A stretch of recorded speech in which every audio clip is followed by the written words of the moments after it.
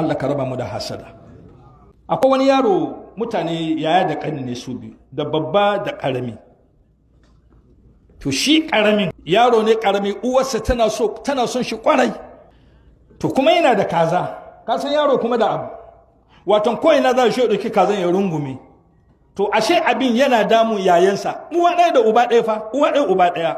Allah raba ka da hasadan yaya da ƙani. Ku ce amin. Kana ganin yayanka na son ka amma wallahi yana hasadan ka. Kai baka san akwai waɗanda suka fito ciki ɗaya, uwa ɗaya uba ɗaya, hasadan su malam har ba kyau. Yaya bai son ƙani, ƙani bai son yaya, hasada ya kai inda ya kai. Har ka ji suna cewa wallahi ko lahira ban magana da wani. In ka bincika uwa ɗaya uba ɗaya, me ya kawo haka hasada? Wannan ƙanin yana da kaza, ko ina za shi kaza, ko ina za shi da kaza, ashe abin na damun yayansa. In yafta sai ce ma uwar, yaron ga ke kika lalata shi, kin bar yaro ya lalace, in nayi magana baki son ki ji magana na, me inda menene kaza da kaza, rannan da aike shi zai ɗauka, don Allah aje kaza ka je ka dawo. Ya aje kaza ya tafi kafin dawo, yayin ya kama kazan, ya murɗe kan kaza ya kashe. Yace mun ga tsiya. Yaro na dawo ya zo iske kaza ya mutu. A duk lokacin da kake hasada mutum, Allah na ƙara mai promotion ne.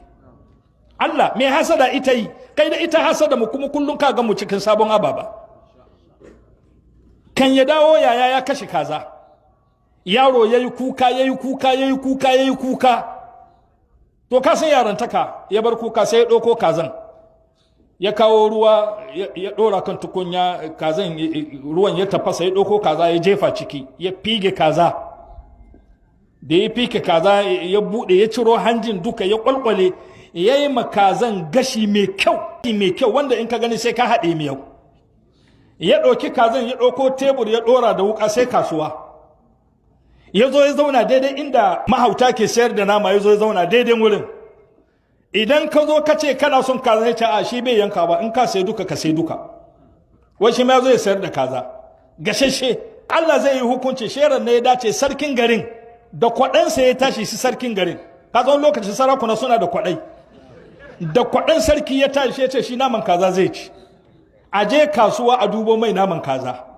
Ana zuwa kuwa wurin mahauta, sai an kai suke yaron nan zaune da kazansa yana sayarwa.